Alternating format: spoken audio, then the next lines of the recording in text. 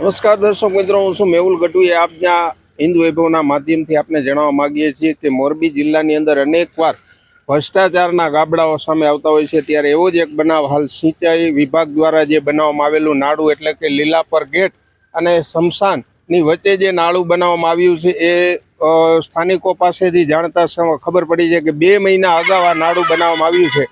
ત્યારે અત્યારથી આની અંદર જે સળિયાઓ દેખાઈ રહ્યા છે ત્યારે સ્થાનિકોના મનમાં પણ પ્રશ્ન ઉઠી રહ્યા છે. ક્વોલિટીને લઈને, કોન્ટ્રાક્ટરોને લઈને કયા અધિકારીનું સુપરવિઝન હતું અને ધારાસભ્ય જે ટંકારા પડદરીના ધારાસભ્ય કહી શકાય એનું જે ગામ છે અને ગેટની સામે એટલે કે ધારાસભ્યના ઉમરા પાસે જો આ લોકો આ રીતે બેફામ ભ્રષ્ટાચાર કરી રહ્યા હોય તો આની ઉપર તાત્કાલિક પગલાં શા માટે નહીં? ત્યારે આપણે સ્થાનિકો સાથે પણ વાત કરીશું કે શું પરિસ્થિતિ છે અને શું કહેશો. જી, આપનું નામ જણાવજો. મારું નામ પરસોત્તમભાઈ બાબુભાઈ લીલાપરના. હજી આ નાલું બનાવ્યું એને 2 મહિના થયા હે, બરોબર. હજી 2 મહિનામાં આ હરિયા બધા દેખાવા માંડ્યા. અમારા ધારાસભ્ય છે દુલભજીભાઈ દેથરિયા, એના ગામનું છે.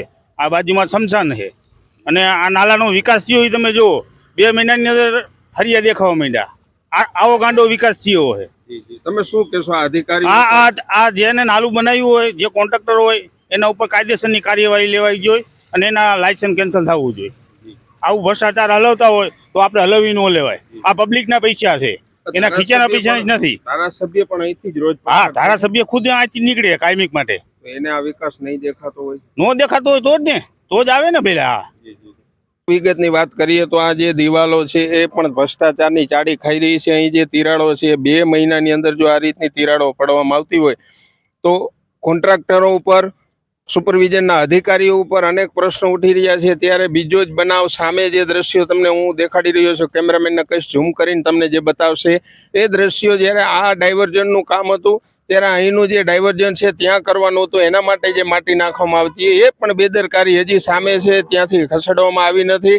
જે પાણી પણ વાહન ચાલક છે એમની સાથે પણ આપણે વાત કરીશું કે આ શું પરિસ્થિતિ છે અને તે જોઈને તેઓ શું કર્યા. જી, આપનું નામ જણાવજો. મારું નામ છે હરેશભાઈ રબારી. હરેશભાઈ, લીલાપર પાસેનું જે આ નાળું છે એની અંદર જે સળિયા દેખાઈ રહ્યા છે, તમે શું કહેશો? આમાં તો સાહેબ હવે ઓલા કોન્ટ્રાક્ટર પછી સિંચાઈ વિભાગ આ બધાને મિલી ભગત હોય એવું મને દેખાય. એનું કારણ હજી આ 2 મહિના થયા. 2 મહિનામાં જો હરિયા અને ખાડાની તમે જોઈ શકો. આમાં એવું હું કહું છું ને એવું નથી. આ 2 મહિનામાં જો આવી રીતે થઈ જતું હોય તો હવે આગળની પરિસ્થિતિ શું હશે? આ વિકાસને તમે શું કહેશો? આ વિકાસ ગાંડો કહેવાય. આ વિકાસ કહેવાય. અને અહીંથી શરમની વાત તો એ છે કે અહીં ધારાસભ્યનું પણ ઘર છે ને ધારાસભ્ય પણ અહીંથી દરરોજ નીકળી રહ્યા છે. ધારાસભ્ય ઠેકાડતા જતા હોય એને તો નહીં દેખાતું હોય ને કે એ અહીંથી રોજ જોઈને જ જાય છે કે ભાઈ સાચી વાત છે, ગામ છે અને પાછું બારોબારનું છે અને ગામમાં જાવકમાં સીધું મોટા વાહન આવે સીધા જ આમ ભાંગતું જ થાય. મારી જ 2 ગાડીના પાટા ભાંગી ગયા, 2 ગાડીના ભાંગ્યા. બીજે એક ટ્રેક્ટર એ પલટી મારતા રહી ગયું. નકર ખાડો એવો છે કે પલટી મારી જાય એવો, ટ્રેક્ટર રહી ગયું છે.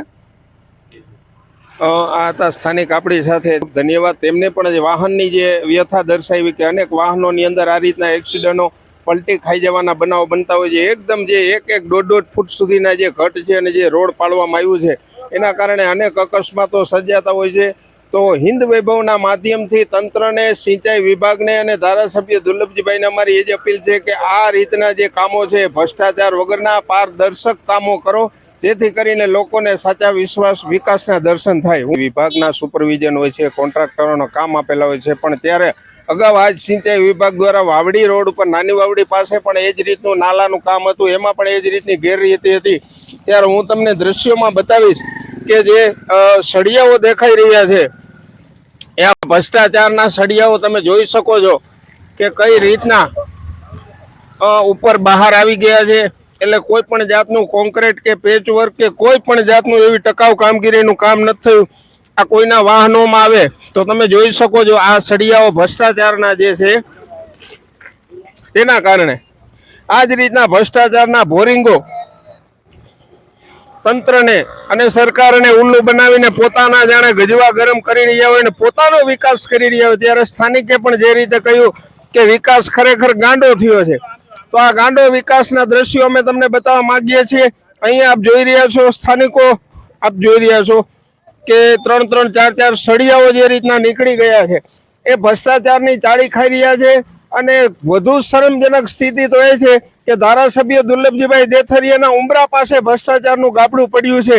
તો શું ધારાસભ્ય દુર્લભજીભાઈ દેથરિયા આની ઉપર તટસ્થ તપાસ કરાવશે?